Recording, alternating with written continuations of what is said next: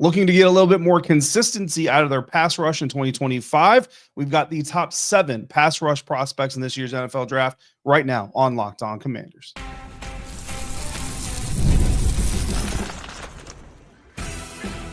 You are Locked On Commanders, your daily podcast on the Washington Commanders. Part of the Locked On Podcast Network, your team every day. And welcome inside today's episode of Locked On Commanders. I am your host, David Harrison, here with you Monday through Friday, your friend, your eyes, your ears on the ground, covering the Washington Commanders, doing that for you, but also for Sports Illustrated's CommanderGameDay.com, also helping out with WUSA9.com's local CBS affiliate coverage of the team as well. I want to thank you for coming through for today's episode. Monday, typically mock draft Monday, but we started at the end of last week building our position-specific big boards. We went for explosive speed, running back, home run hitting type running backs first. Today, the insiders have spoken. They want to hear about pass rushing edge players. So we're going to go through our top 7 edge rushers that are top pass rushers in this year's NFL draft. So that's what we're going to talk about today. Everydayers, those of you who come through every single day, I want to give you a special thank you for being the best part of this program. If anybody out there, make sure you are subscribed for free on YouTube or wherever you are listening to this episode right now. If you're new to the show, welcome. I'm glad you found us. Hopefully you enjoy a little bit of what you hear or see on today's episode. Locked On Commanders is a daily podcast covering the Washington Commanders, part of the Locked On Podcast Network, your team every day. So make sure you come back again soon. Today's episode is brought to you by the all-new 2025 Nissan Armada. Stay tuned for the Armada Player of the Week coming up later in the show. So again, at the end of last week, we laid out our home run hitting, speed, explosive running back big board, top 7 players. Ohio State's Travion Henderson hitting the top of that list. A little bit of a surprise for some. Marion Hampton from North Carolina, usually the top guy there. Ashton Jeanty out of Boise State, obviously the number 1 back, I think, for most people, if not everybody, in the NFL draft, projected to go much higher than anybody expects the Washington Commanders to be drafting. Right, it would take quite a trade to get high enough to get Ashton Jeanty. But today, I asked the insiders, what position group do you want to see next? What specific focus do you want next? So we're going edge, but specifically, we're going with pass rushing edge. So if you have a favorite edge out there who's a stud run stopper, but not a great pass rusher, probably not going to hear his name on this episode. Today, we're looking specifically for pass rushers. And look, be completely transparent here, guys. I can't watch 3 games of film minimum on every single edge here. So we kind of got the top guys that we found on the list, and that's what we're going through. But over 20 prospects evaluated to make this list, so pretty good sample size from this year's NFL draft class. Why are we looking for pass rushing help, right? In 2024, the Washington Commanders were 5th as a team in sacks per pass attempt. Top 5 pass rush. Why is the pass rusher? Why is the pass rush such a priority this offseason for so many people? 42 total sacks for the Washington Commanders in 2024, led by 10.5 for Dante Fowler Jr., outside linebacker, now with the Dallas Cowboys. 8 was for Frankie Louvu, outside linebacker as well. He's still with the team.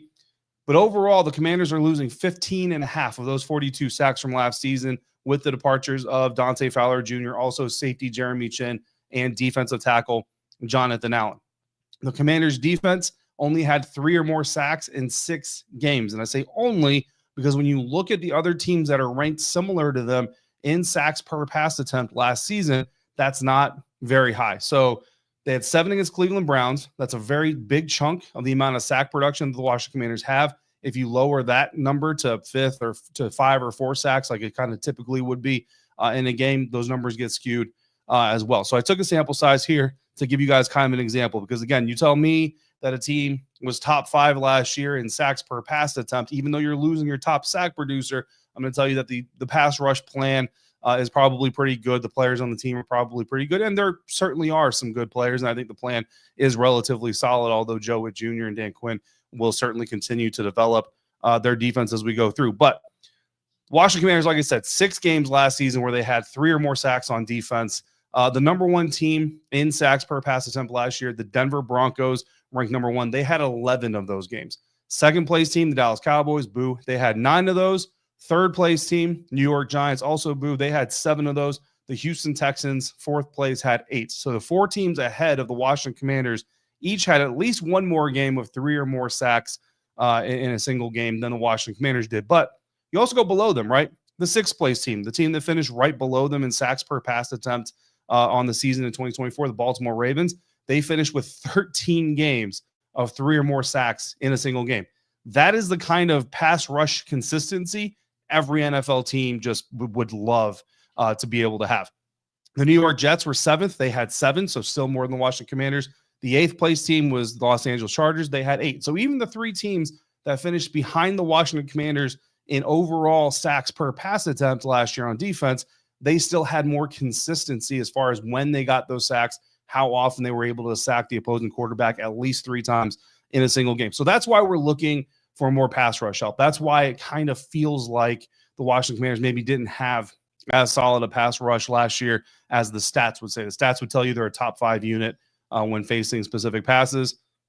The numbers, the consistency is really, I think, what you're kind of looking for. And certainly Dorrance Armstrong Jr., the Washington Commanders are hoping that in his second year with the Commanders, not his second year with Joe Wood Jr., not his second year with Dan Quinn, but his second year with the Washington Commanders as they continue to evolve their defensive scheme and their approach, that Dorrance Armstrong Jr. will go from being an effective player to being a productive player. I think that's the hope here in 2025, but he can't do it alone, right? So we also need some help. So what are we looking for in these edge prospects when we're eyeing pass rush? Well, first and foremost, you want the ability to bend the edge. The NFL Scouting Combine and Pro Day drill that best demonstrates the ability to bend the edge outside of tape. Always going to go back to tape, but when we're looking at drills, when we're trying to quantify what these prospects can do, the 3-cone drill is the drill that most resembles the type of bend that you're looking for. Now, this should have maybe been a disclaimer. I already kind of mentioned Ashton Jeanty here early in the episode, but in our running back talk, because our last position group was explosive backs, Ashton Jeanty wasn't on the list. There were some people who said, why wasn't Ashton Jeanty on the list? Obviously,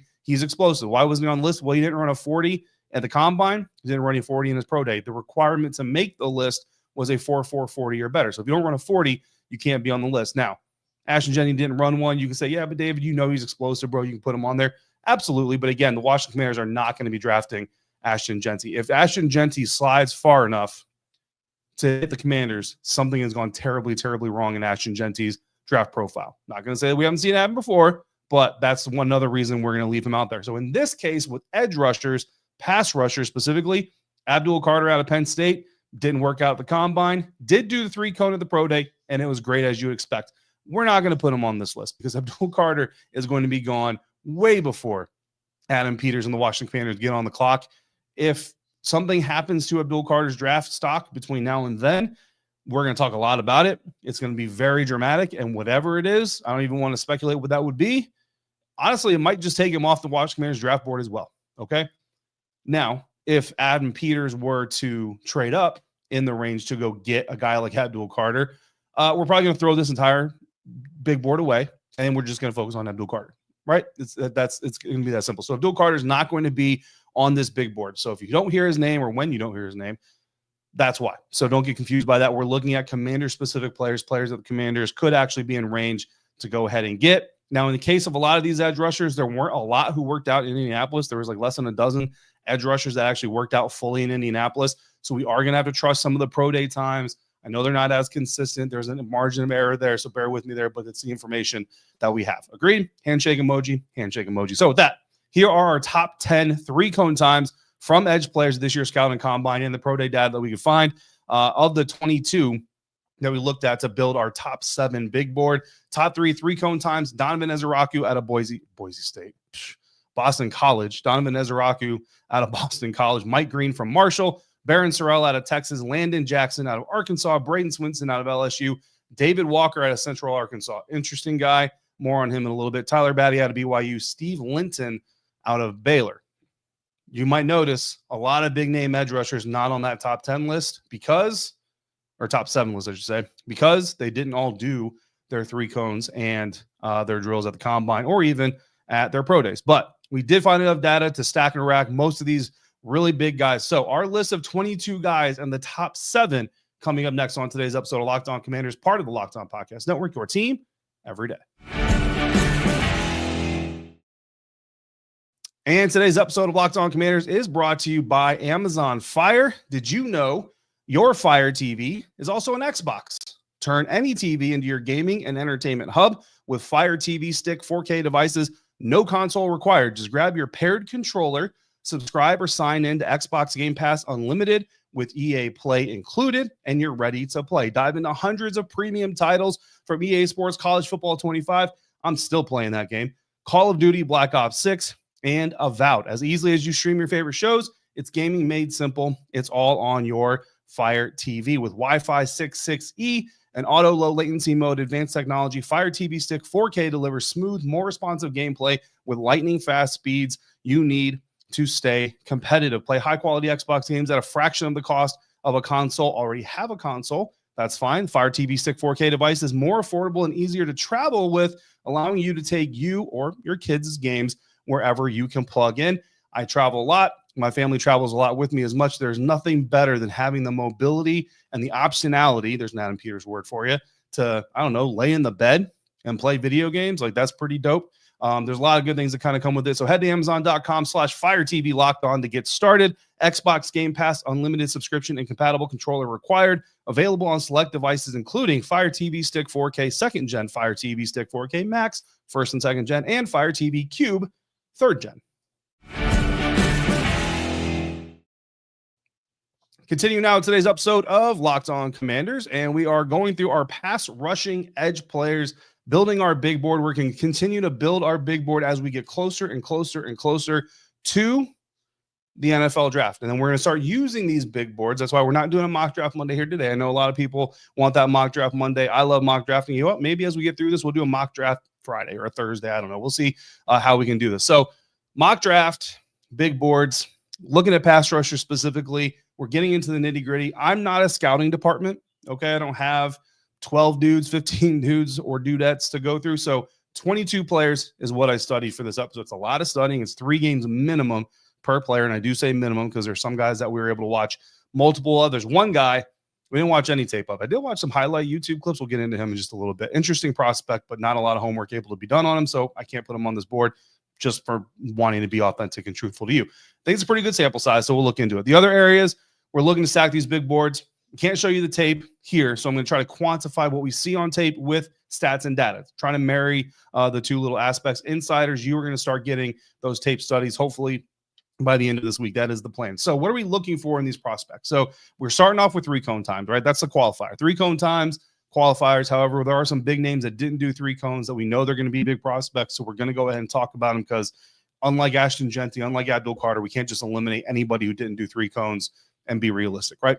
So we're looking for sacks. We're looking for total pressures, pass rush win rate, 10-yard splits, 20-yard shuttle. Now, these stats we're looking at, 2024 stats. Why didn't we look at career stats? Well, some guys have 4 years. Some guys have 2 years. It's going to skew the data. Why didn't we do okay 2023 and 2024? Well, I'll tell you right now, if you had great numbers in 2023, bad numbers in 2024, and you look me in the eye as a prospect and say, you should look at my 2023 production, not my 2024 production, I'm going to take you off my board, bro, because you need to be able to produce multiple years in order to be taken seriously in the National Football League. So pass rushing edge, top 7. Here's our top 7 big board, and then we're going to get into the neat details, into the weeds of how we came up with this big board. Number 1, Donovan Ezeiruaku out of Boston College. Number 2, Prince Umanmielen out of Ole Miss. Also tied at number 2, Bradyn Swinson out of LSU, which makes Mike Green our 3rd highest score, but 4th ranked prospect out of Marshall. Tied for 4th, Barron Sorrell out of Texas. 6th place, James Pierce Jr. out of Tennessee. 7th place, Jack Sawyer out of Ohio State. And I want to emphasize that because Jack Sawyer, most people I think would agree, is actually probably going to be a little bit of a better run defender, maybe a little bit of better of an edge setter. There's some other things there that we've got to talk about when we get to those edge setting, power DN type of guys. But Jack Sawyer more of a power DN than he is nimble pass rushing DN. So while the DN edge class is very talented, you kind of see there we really walk away from this list with about 6 guys that we really think are kind of our quote unquote favorites. Again, there are some other edge defenders out there in this draft class that certainly deserve some flowers. Couldn't study all of them. So that's not to say like that's the limit. Like, boom, you got 6 dudes. And after that, pass rush capability goes down. We'll talk about some of the honorable mentions that didn't make this list here in just a little bit. But start with our number 1 guy, Donovan Ezeiruaku out of Boston College. He is a 1st-round projection currently and number 1 in 3-cone, right? So that's obviously going to be great for him. 3rd in sacks, 3rd in sack production in 2024 with 14 sacks. Tied for 2nd in total pressures. So you love the fact that he's getting into the quarterback, even if he's not always coming away with the sack. He's getting that pressure. 5th in true pass rush win percentage. Not going to be the last time I messed that up. 18.2%. 1st in 20-yard shuttle. So what you really like here is that 3-cone time, that shuttle time, the sack production. He's top 3, if not top, in all of those categories. Donovan Ezeiruaku kind of really walking the walk while he talks the talk. He's got long arms, superb athlete, sheds blocks really well. Doesn't have a bull rush. Definitely more speed, finesse type of dude. Doesn't really have a bull rush. Speed to power, all those things, something that Ryan Kerrigan, the Washington Commanders pass rush specialist, would have to work on with him. A little bit undersized, but he does have those long arms, kind of counterbalance that. Does lose contain. Again, this is a pass rusher. Unfortunately, a lot of your pass rusher, your pass rush specialists, those types of guys, unfortunately not great at setting the edge. That's what makes dudes like Myles Garrett so special. He can set the edge. He can stop the running back. He can sack the quarterback. He can do pretty much everything but cover, Terry McLaurin on a go route. So Donovan Ezeiruaku, not a Myles Garrett, right? But very, very good. 1st round projected edge rusher, pass rush guy. He's number 1 on our board. There's a lot of concerns about him as being like a tweener. Don't really know how he's going to fit. I kind of like him for a coach like Dan Quinn. I kind of like him for a Joe Witt Jr. Guys who not only say in press conferences that our job as coaching staff is to put our guys in the best situation possible, but they actually go out there and do it, and we witness them do it. Heck, Dante Fowler Jr. having a career year is kind of evidence of that. So that's our number 1 guy. Number 2 guy, Prince Umanmielen out of Ole Miss. Again, him and Bradyn Swinson out of LSU both tied for our 2nd highest score here. Both of them late day 2, early day 3 projections. Prince Umanmielen, pretty firm 3rd round projection right now.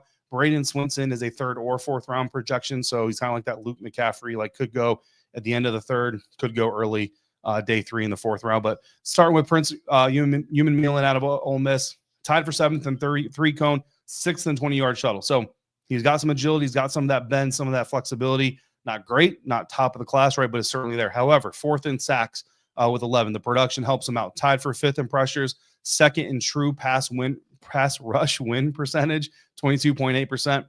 I'm just going to go with win percentage, guys. So from now on, if you just hear me say win percentage, understand it's pass rush win percentage, because that's going to be brutal. 4th and 10-yard split. So he's got good speed there off the line of scrimmage. Personally, I'm not too concerned with what a edge rusher's 40 time is. I'm never going to be concerned with what a D tackle's 40-yard time is, because if you're asking your edge rushers or your D tackles to run 40 yards downfield, something very bad has already happened to your team, and is likely happened because someone on the 2nd or 3rd level messed up, not necessarily the 1st level. Pluses. So 3 ups. So I got 3 pluses, 3 minuses for each of these guys. The pluses for Princely Umanmielen, great burst off the line of scrimmage. He's got the size you're looking for. Good hand fighter in the trenches.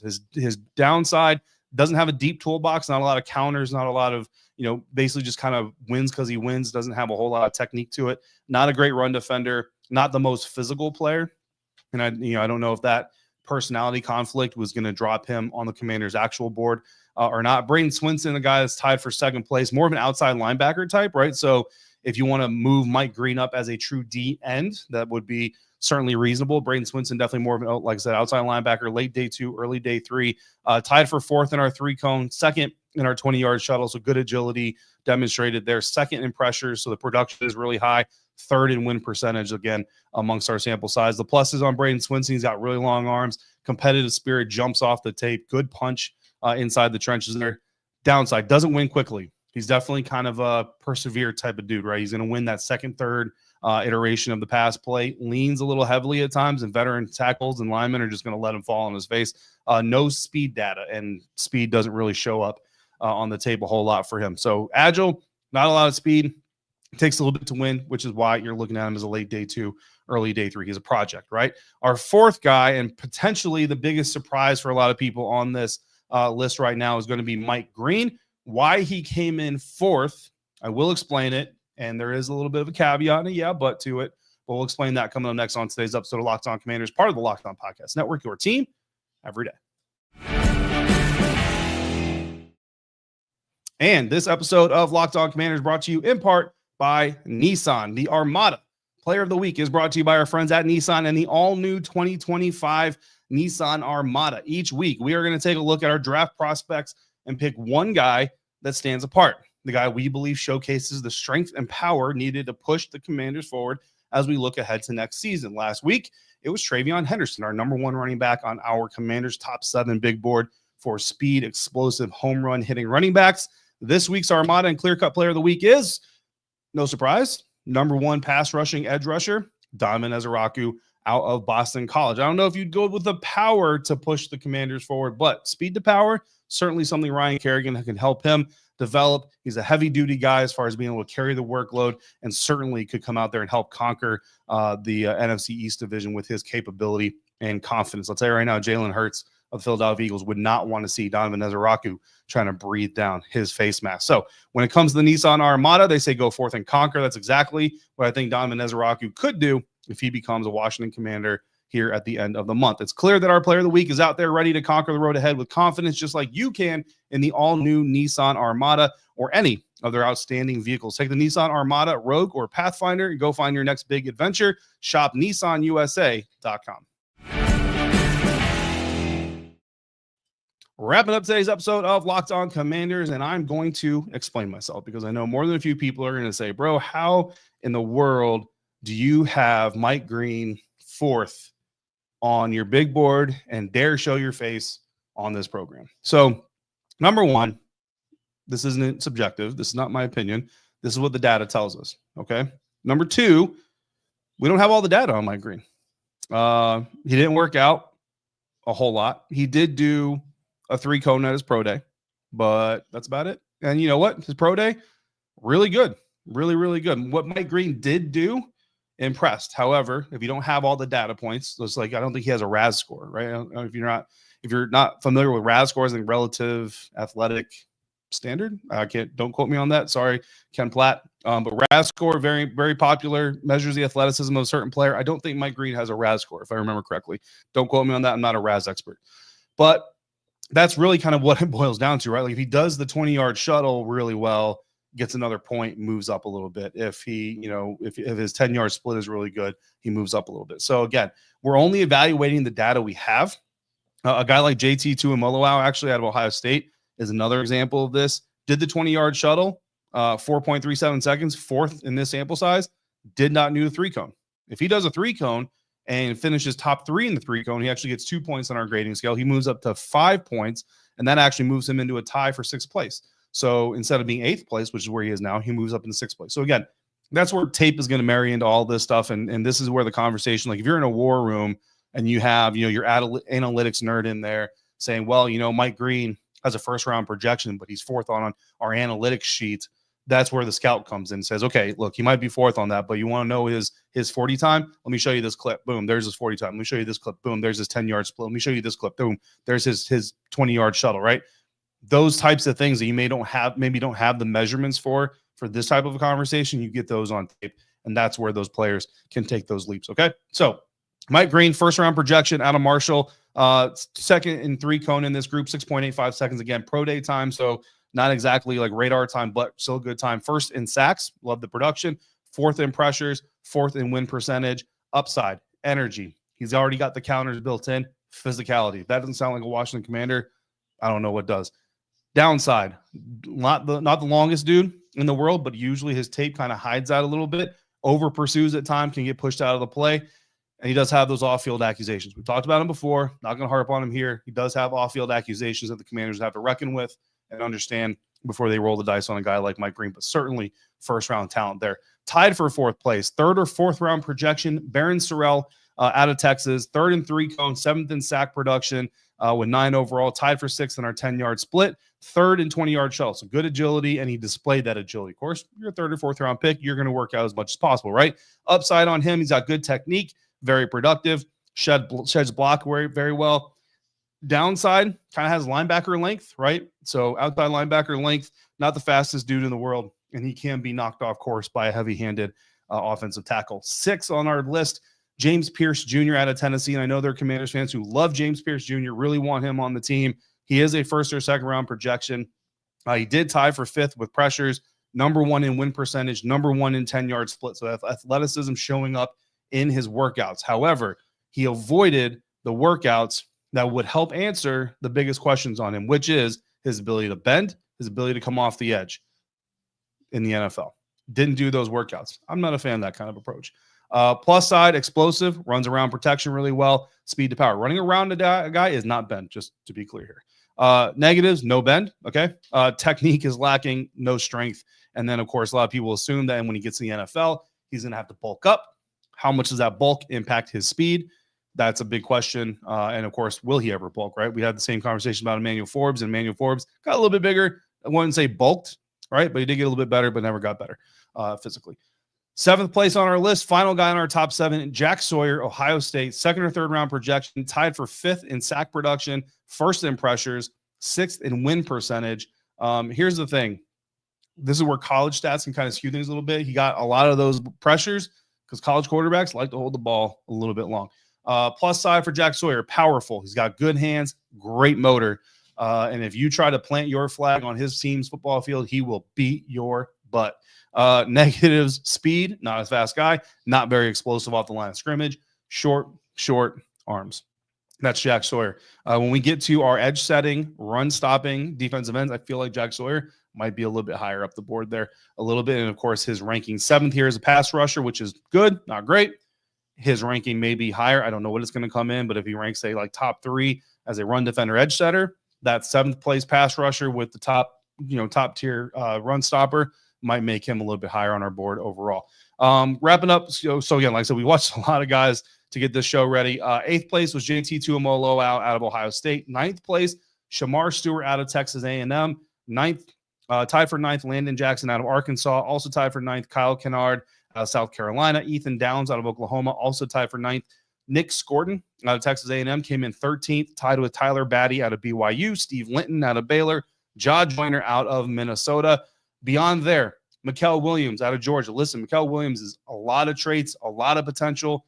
Did not do a lot of testing, didn't do any testing potentially. There's not a lot of tape on him. Just a really hard, firm upside potential pick.